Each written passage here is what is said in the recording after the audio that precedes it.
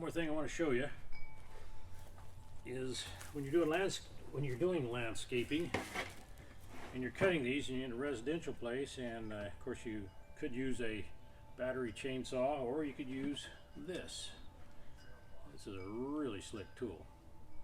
I'll show you here. Got a 20 volt on it. Battery. It's got a little hand guard here for you.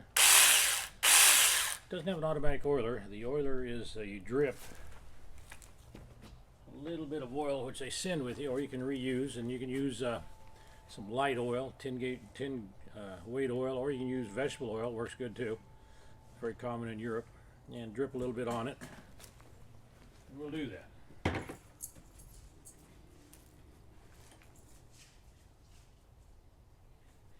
Just a couple drops.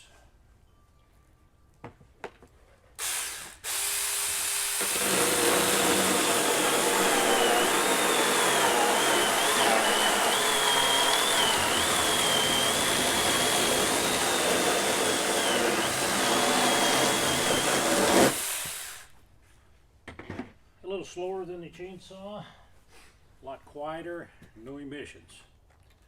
If you want to check into these parts or this really slick shake